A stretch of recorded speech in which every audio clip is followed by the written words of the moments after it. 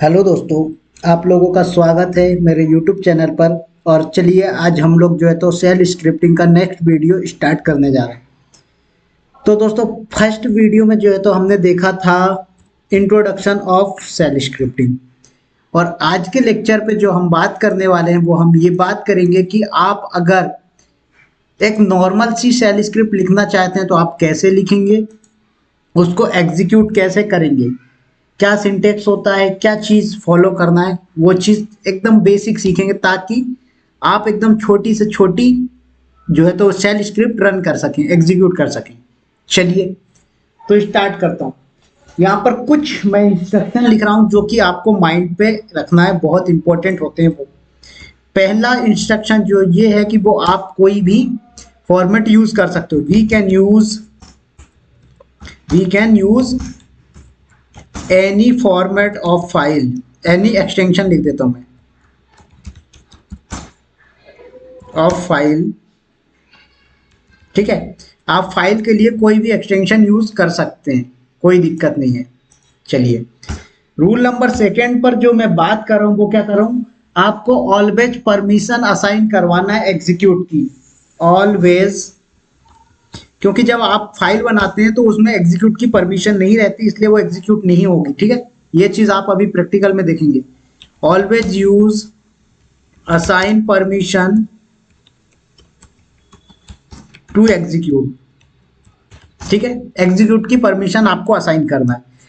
तो दोस्तों, जिनको परमिशन असाइन करना नहीं आता वो लोग लिनक्स वाली सीरीज को फॉलो करें और लिनक्स सीखें, देन उसके बाद शेल स्क्रिप्टिंग पर आए। क्योंकि शेल स्क्रिप्टिंग सीखने के लिए लिनक्स की कमांड से अवेयर होना बहुत जरूरी है। चलिए, नेक्स्ट सिंटेक्स जो है वो रन करने का सिंटेक्स है, सिंटेक्स टू एग्जीक्यूट। एग्जीक्यूट का करने का जो सिंटेक्स है वो ये है, डॉट स्लैश और उसके बाद फाइल नेम। क्या है? File name with extension. अब दोस्तों एक सवाल आएगा कि क्या ऑलवेज डॉट लगाना है? तो नहीं। अगर आपकी फाइल करंट लोकेशन है तो आप डॉट लगाएंगे। डॉट का मतलब होता है करंट डायरेक्टरी, जहां पर आप बैठे हैं वहीं पर आपकी फाइल है, तो आप डॉट लगा रहे हैं। अगर कोई अदर लोकेशन पर है तो आपको कंप्लीट पाथ देना है। ठीक है, चलिए, तो ये नॉर्मल से इंस्ट्रक्शन थे। अब चलते हैं हम थोड़ा सा प्रैक्टिकल की तरफ और देखते हैं कि हम एक छोटी सेल स्क्रिप्टिंग कैसे तैयार कर सकते हैं। चलिए, तो ये हमारा लिनक्स का टर्मिनल है। क्या है? लिनक्स का टर्मिनल है। यहाँ पर मैं एक फाइल ओपन कर लेता हूँ, vim example.txt। अब दोस्तों यहाँ पर आप txt एक्सटेंशन यूज कर रहे हैं, कोई दिक्कत नहीं है। आप .sh एक्सटेंशन यूज कर रहे हैं, कोई दिक्कत नहीं। लेकिन .txt और .sh में डिफरेंस क्या है? ठीक है, जरा ध्यान से समझिएगा। अगर आप .txt एक्सटेंशन यूज कर रहे हैं और आपने जब सेल स्क्रिप्टिंग लिखना स्टार्ट किया फाइल के अंदर, तो अगर आप कोई मिस्टेक करते हैं तो वो आपको इंडिकेट नहीं करेगा, एरर शो टाइप से नहीं करेगा, आपको समझ नहीं आएगा कि आप कुछ मिस्टेक कर रहे हैं। लेकिन जब आप .sh एक्सटेंशन यूज करोगे और उसके बाद फाइल के अंदर कुछ लिख रहे हो कंटेंट, तो वो आपको ये शो करेगा कि आप कोई मिस्टेक कर रहे हैं, अगर आप मिस्टेक कर रहे होंगे तो। अगर नहीं कर रहे हैं तो कोई बात ही नहीं। चलिए, तो हम देखते हैं जरा। तो यहाँ पर मैं कुछ कमांड्स लिख रहा हूँ, जैसे कि मैंने लिख दिया यहाँ पर pwd। ये क्या है? कमांड है। क्या करती है pwd command? Current directory, present working directory को प्रिंट करेगा, तो ये प्रिंट कर देगा। इसी तरह से यहाँ पर मैंने एक कमांड लिखा uname स्पेस -a। ये क्या करेगा? आपके लिनक्स के बारे में इंफॉर्मेशन दे देगा कि ISO कौन सा है, कर्नल का वर्जन कौन है, सारी इंफॉर्मेशन दे देगा। नेक्स्ट, यहाँ पर मैं एक इको कमांड यूज कर रहा हूँ और यहाँ पर मैं एक मैसेज प्रिंट करवा रहा हूँ, hello welcome to first program. क्या बोला मैंने? Welcome to first program, welcome to first programme.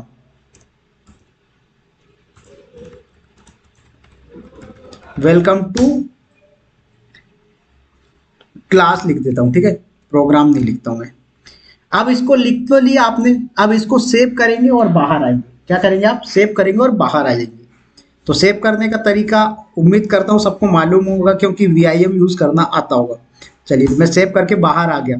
अब मैंने नेक्स्ट स्टेप क्या बताया, इसको परमिशन असाइन करनी, chmod। अब क्या देना आपको? एग्जीक्यूट देना है, 111 दे दीजिए, एग्जीक्यूट हो जाएगा।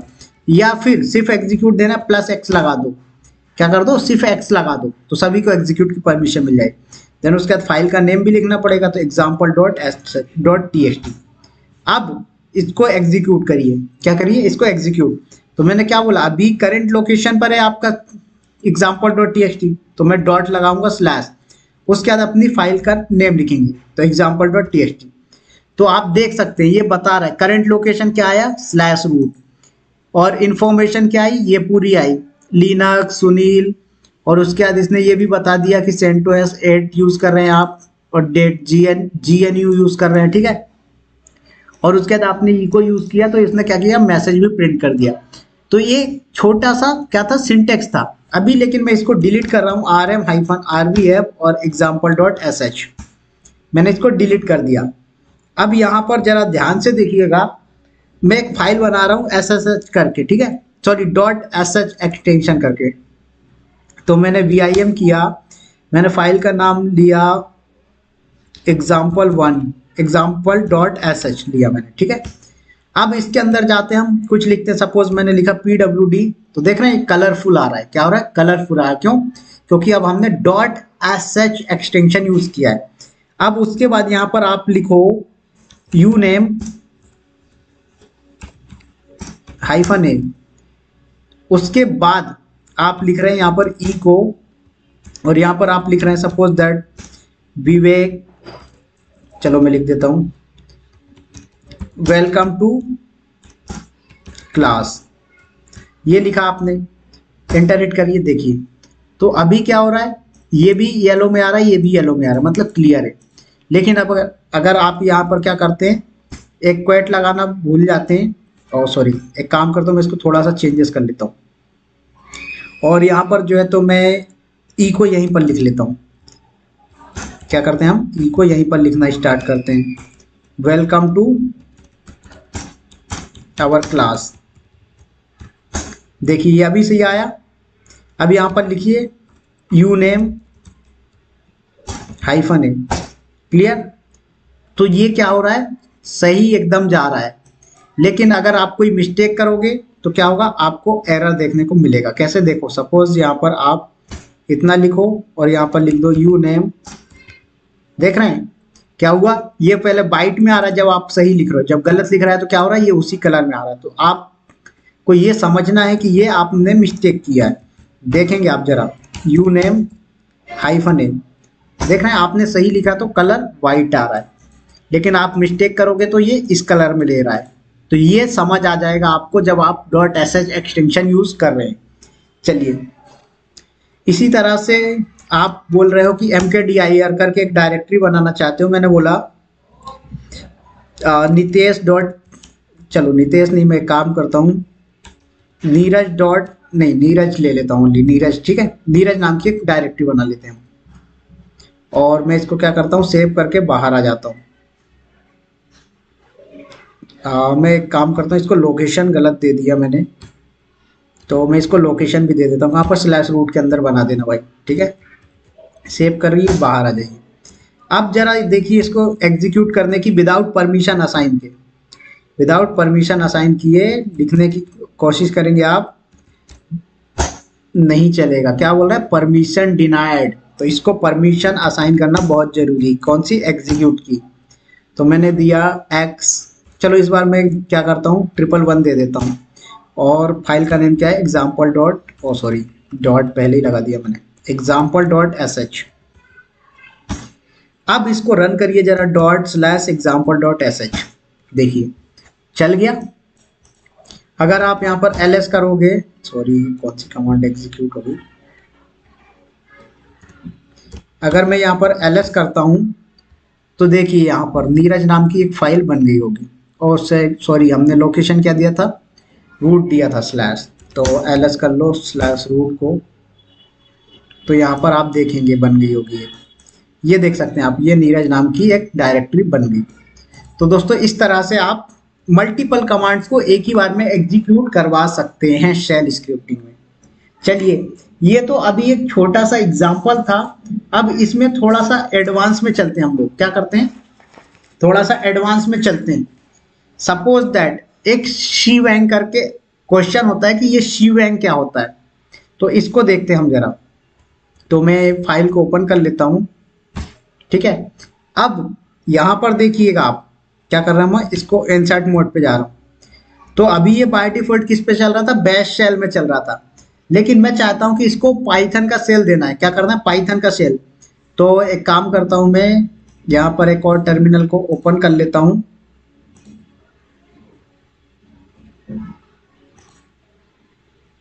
मैंने क्या किया, एक और टर्मिनल ओपन कर लिया।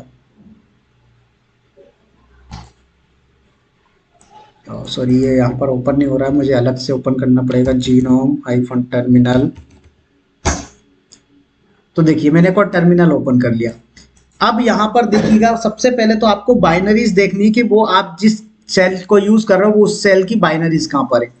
सपोज दैट मैं पाइथन सेल की बाइनरी देखना चाहता हूँ, तो विच कमांड होती है उसकी बाइनरी देखने के लिए, तो मैंने लिखा विच पाइथन 3। तो यहाँ पर 3 है, तो देखिए ये लोकेशन है। तो इसको मैं अभी क्या कर रहा हूँ, कॉपी कर लेता हूँ। अब यहाँ पर आ जाइए, और इस पे मैंने क्या किया, इंसर्ट मोड से बाहर है, मैं इसको पूरा डिलीट कर दे रहा हूँ, ठीक है।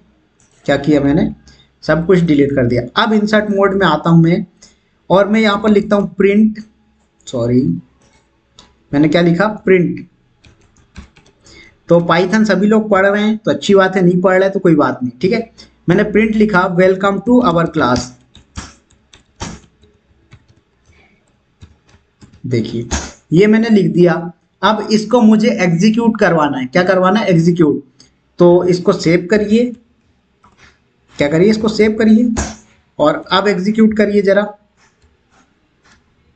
क्या है कमांड, देखिए क्या बोल रहा है, सिंटेक्स एरर दे रहा है। क्यों, सिंटेक्स तो भाई हमने सही लिखा है पाइथन का, क्यों एरर दे रहा है, क्योंकि ये बैश शेल मान रहा है और आपने यूज क्या किया, सिंटेक्स पाइथन का। तो इसको बताना पड़ेगा कि भाई आपने पाइथन यूज किया है। तो पाइथन को बताने के लिए क्या करोगे, हैच यूज करोगे। हैच को क्या बोलते हैं हम, शार्प बोलते हैं। हैच को क्या बोलते हैं, शार्प। और एक्सक्लेमेशन यूज करोगे आप, इसको क्या बोलते हैं हम, विस्मयादि बोधक चिन्ह को, इसको बोलते हैं हम बैंग, शी बैंग। और उसके बाद आपको अपने जिस भी सेल को यूज कर रहे हो उसकी बाइनरीज देना है। तो बाइनरी का लोकेशन क्या है, यूएसआर बिन पाइथन 3, ये था लोकेशन, तो मैंने दे दिया। अब इसको सेव करिए और चलाइए जरा। तो ./example.sh। अब देखिए भाई बिना एरर के उसी सिंटेक्स को इसने क्या किया, रन कर दिया।